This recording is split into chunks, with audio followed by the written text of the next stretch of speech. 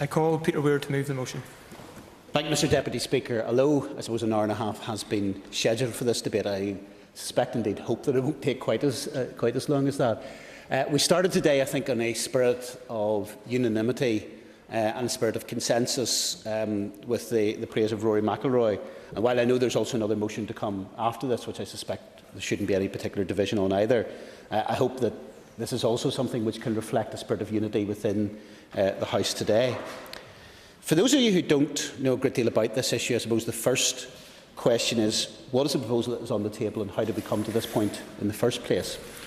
And the reality is, while it is often convenient and politically expedient for many of us to blame the actions of the coalition government across the water, I think this is one that everyone will acknowledge is very difficult for the finger not to be pointed in their direction.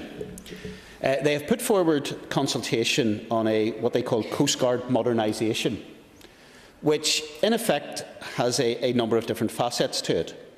First of all, the creation of 2 interlinked maritime operation centres, and in looking at where those should be based, the conclusions drawn in the consultation is that the existing centre at Aberdeen should be one of them, and also then a new build centre should be looked at Portsmouth and the Southampton area. They've also then identified a couple of other areas which would be 24-hour sub-centres at Dover and in London. So in effect, of the 4 main areas, 3 are in the stretch from London round to Portsmouth. Hardly, I would say, something which is meant to build confidence throughout the United Kingdom that all of the United Kingdom will be covered. Now, before I move on to some of the other items within this, and obviously the bit that most affects us in Northern Ireland, I would say none of us are opposed to modernisation of the Coast Guard.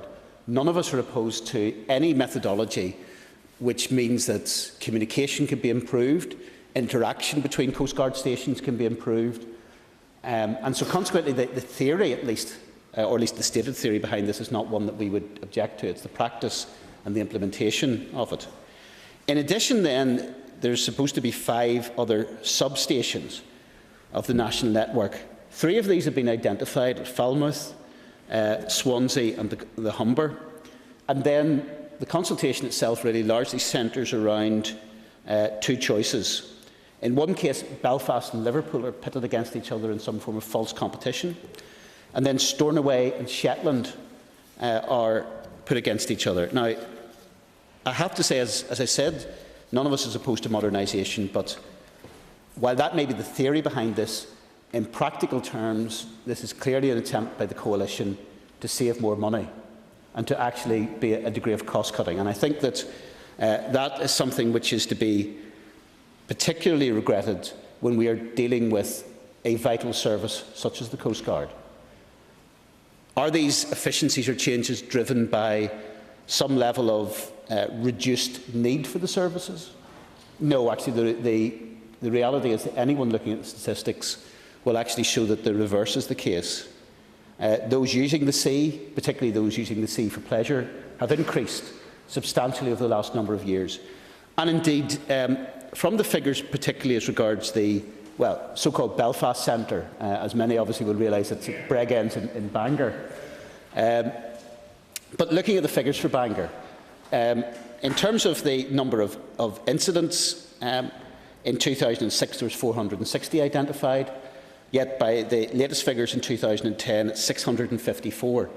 So rather than dealing with efficiency on a reducing need, we're actually in a situation in which the figures are nearly 50% up on what they were just 4 years ago. So it can't be driven by need. There is also, and I'm sorry to say this in terms of the Minister, and this has been effectively acknowledged by the Minister, that even given the general thrust of the proposals, these proposals are clearly subject to political interference, because it has been admitted in debate at Westminster that the original proposals was to ring-fence the Bangor or Belfast station, whichever way you want to call it, as one of the chosen sub-centres. Yet it was acknowledged it was ministerial interference that added Liverpool as a choice, perhaps because there are more votes in Liverpool than there are in Bangor or Belfast. And as a result, this is not a choice that has been made on the basis of safety for the people who use the sea, but rather being done by way of political motivation. In response to this, there has been a clear and uniform level of opposition across all the political parties in Northern Ireland, and at Westminster particularly commend Lady Herman, Jim Shannon and Margaret Ritchie for their responses, all of whom represent effectively maritime constituencies.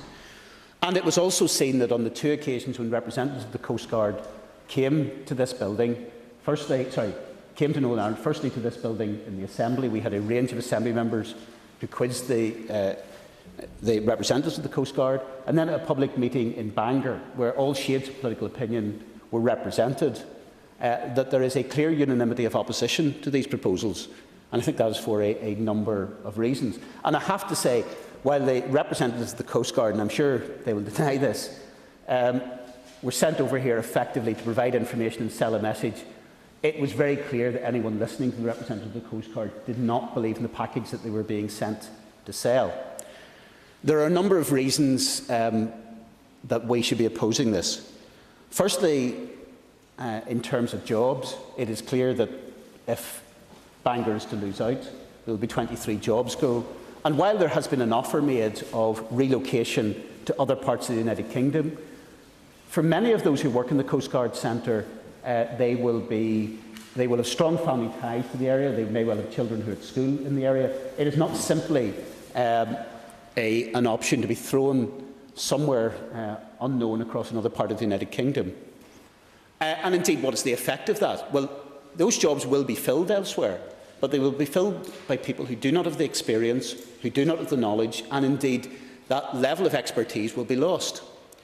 Secondly, I have to say, it clearly shows on behalf of the government a lack of commitment to all parts of the United Kingdom.